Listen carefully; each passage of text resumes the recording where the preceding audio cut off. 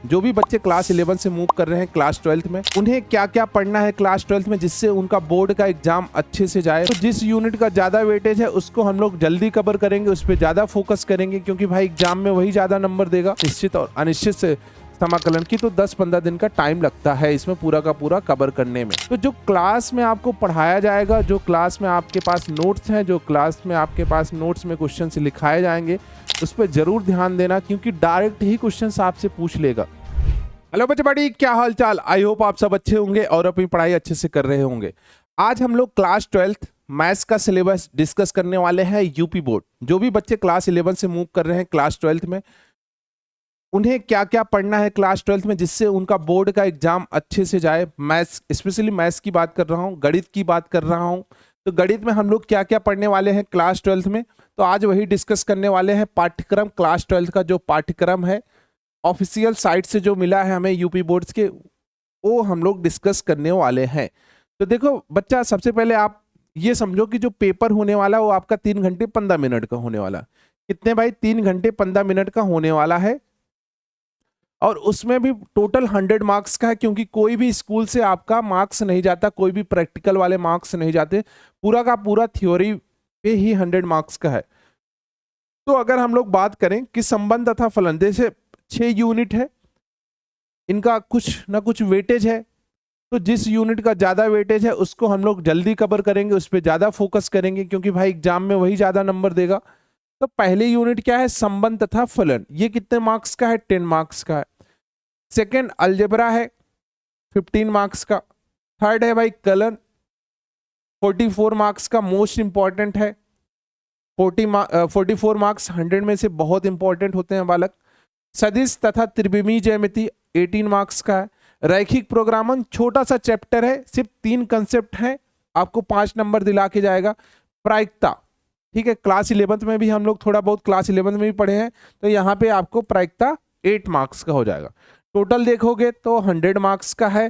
Total कितने unit है? Total 6 unit है। ठीक है बालक, अब हम लोग चेक करते हैं भाई एक एक यूनिट में कितने कितने चैप्टर्स हैं और क्या क्या है उनके अंदर। पहले अगर यूनिट की बात करें तो यहाँ पे 2 चैप्टर्स आपको मिल जाएंगे, संबंध और फलन। पहले चैप्टर का नाम है जिसे हम लोग रिलेशन एंड फंक्शंस के नाम से जानते हैं।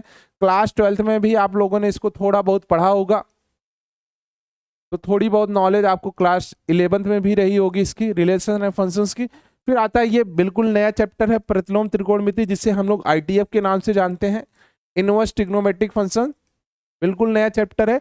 बस इसकी खास बात यह है कि छोटा सा चैप्टर है और यहीं पे खत्म हो जाता है। बीजगणित की बात करें तो बीजगणित में आपको मैट्रिक्स मिल जाएगा, डिटर्मिनेंट्स मिल जाएगा, आव्यूह एंड डिटर्मिनेंट, साडिक। ठीक है, दोनों एक दूसरे से लिंकअप हैं।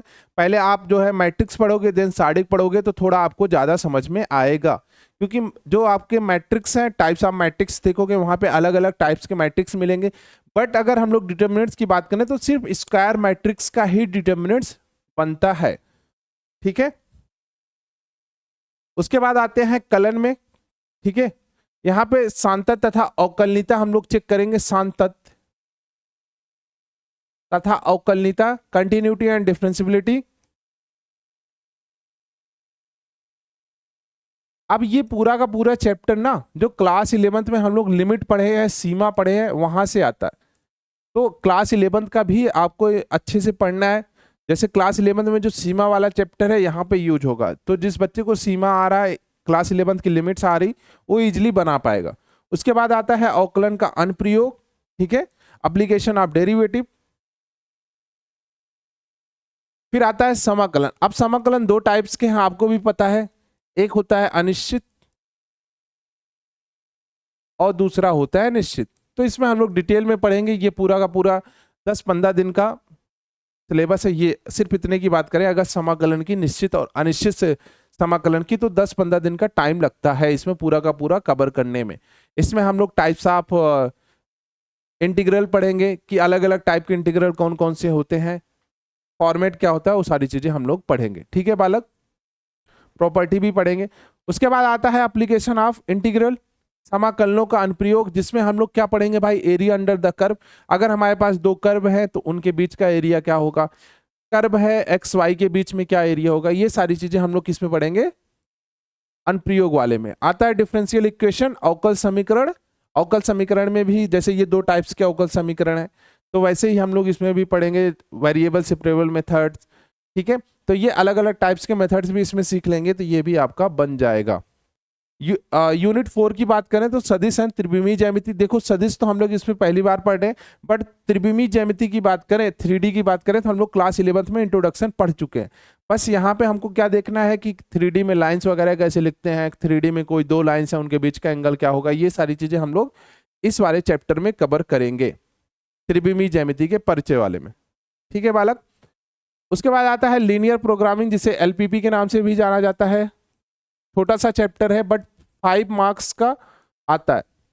ठीक है, यूपी बोर्ड में 5 मार्क्स का आता है, आप देखोगे जाके। ठीक है, जब हम लोगों ने क्लास 12 जो यूपी बोर्ड का है वहां पे पेपर डिस्कशन किया था, जो पेपर रिव्यू किया था, बाद में पेपर होने के बाद डिस्कशन किया था, तो आप लोग देखोगे वहां पे जो यूपी बोर्ड का पेपर था, जो हम लोगों ने क्लास में डिस्कस किया था, क्लास में हम लोगों ने जो पढ़ाया था, ठीक है, सेम एज इट इज वही क्वेश्चंस जो है आपसे बोर्ड में पूछा गया था। तो जो क्लास में आपको पढ़ाया जाएगा, जो क्लास में आपके पास नोट्स हैं, जो क्लास में आपके पास नोट्स में क्वेश्चंस लिखाए जाएंगे, उस पर जरूर ध्यान देना, क्योंकि डायरेक्ट ही क्वेश्चंस आपसे पूछ लेगा बोर्ड में।